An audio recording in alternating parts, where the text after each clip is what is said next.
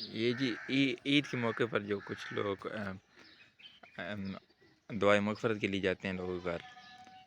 اس کے بارے میں اگر آپ کچھ شرعی حکم فرمائیں۔ سب سے پہلے تو میں اپنے جتنے بھی مجھے اس وقت لوگ دیکھ رہے ہیں آپ کی وساطت سے اور اس سوال کی وجہ سے مجھے انہیں عید مبارک کہنا بھی نصیب ہو گیا،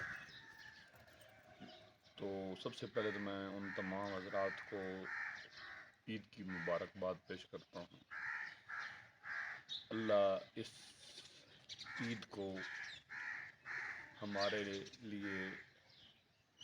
مغفرت کا سامان بنائے۔ یہ سوال جو ہے اس پہ غور و فکر کی ضرورت ہے۔ وہ یہ ہے کہ دیکھیں، ایک ہے آپ جاتے ہو کسی کے گھر دعائے مغفرت کے لیے باضابطہ طور پر عید کے موقع پر،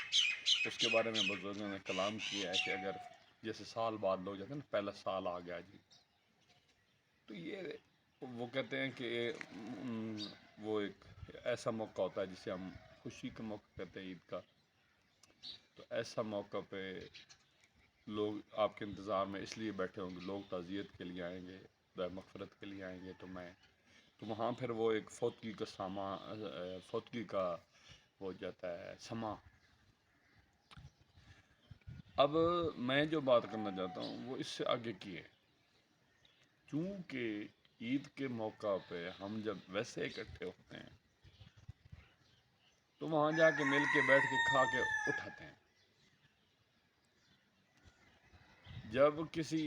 عید کے موقع پہ ایسے ہوا کہ لوگ دعا کے لیے گئے تو لوگوں کو عجیب لگنا شروع ہو گیا۔ میں یہ کہتا ہوں، یہ ذاتی میرا اپنا اوپینین ہے، اس سے آپ ڈس ایگری کر سکتے ہو، کوئی بھی ڈس ایگری کر سکتا ہے، لیکن انشاءاللہ سوچ سمجھ کے ڈس ایگری کرے گا۔ میرا یہ اوپینین ہے کہ آپ جس عید پہ بھی جاؤ، جس کے گھر بھی جاؤ، ادھر جاتے ہی سب کو ملنے کے بعد آپ جب بیٹھتے ہو تو کہتے ہیں چلے جی اس مانے اکٹھے ہوئے ہیں سارے،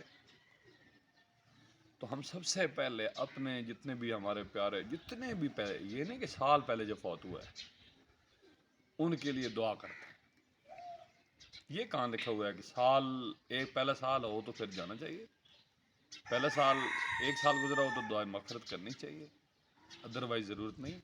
یہ تو ایک بڑی عجیب سی منطق ہے۔ تو وہ یہ ثابت کر رہے ہیں کہ نواں فوت ہویا، تو یہ میرے خیال میں اس طرح کرنا چاہیے ہمیں کہ جب بھی کوئی عید کا موقع ہے، دونوں چھوٹی بڑی، تو وہاں ہم اکٹھے ہوں، جب سارے لوگ اکٹھے ہو جائیں تو کہیں چلو جی سب سے پہلا کام یہ کرتے ہیں کہ ہمارے جو بزرگ اس دنیا سے چلے گئے ہیں، عزیز چلے گئے ہیں، رشتہ دار چلے گئے ہیں، دوست چلے گئے ہیں، ایمان کی حالت میں گئے، ان کے لیے دعائیں مغفرت کرو جی۔ اب یہ بات ادھر دم توڑ جائے گی کہ عید وینا کہ نہیں وینا، دعا کرنی کہ نہیں کرنی، اور لوگ عادی ہو جائیں گے اس چیز کے کہ وہ جگہ بھی بنا کے نہیں بیٹھیں گے، اور وہ عید والے دن میلے میلے کپڑے پہن کے بھی نہیں بیٹھیں گے کہ یار آسن بھائی انہوں نے اس کے ابو کی پہلی عید ہے اور اس کے بھائی کی پہلی عید ہے اور یہ نئے کپڑے پہن کے، وہ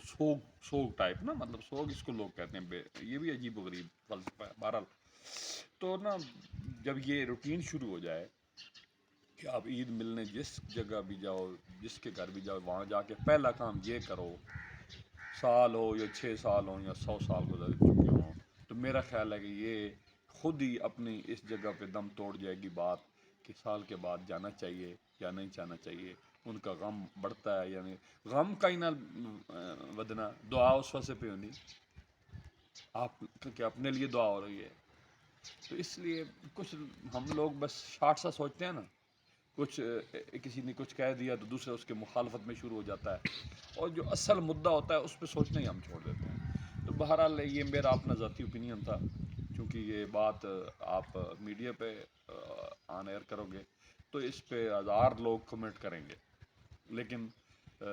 یہ میرا اوپینین ہے، کوئی بھی اس پہ اختلاف کرے تو مجھے اس سے کوئی اختلاف نہیں ہے، ہر بندہ اختلاف رائے کا حق رکھتا ہے۔ برحال اللہ کریم، آج چونکہ عید کا موقع ہے تو ہم ادھر سے یہ آغاز کرتے ہیں کہ ہمارے جتنے بھی بزرگ عزیز رشتہ دار، خاص کر کے ہمارے قبلہ والد گرامی حضور مفسر قرآن علیہ الرحمہ اور قبلہ مفتی صاحب اور قبلہ دادا جان، نانا جان، نانی جان، دادی جان، جتنے بھی ہمارے عزیز رشتہ دار اس دنیا سے تشریف لے جائے بزرگ لے جا چکے ہیں، اللہ تعالیٰ تمام کے درجات کو بلند فرمائے اور ان کی روحوں کو ہمارے اوپر خوش فرمائے برحمتک یا ارحم الراحمین۔ بس اتنی ساری بات ہے۔ تو ابھی ایک مرتبہ پھر میں تمام حضرات کو عید مبارک کہتا ہوں، اور اگر مجھ سے کوئی غلطی خطا ہوئی ہے تو اس پہ میں معافی کا طلبگار بھی ہوں، اللہ سے بھی اور اللہ کے بندوں سے بھی۔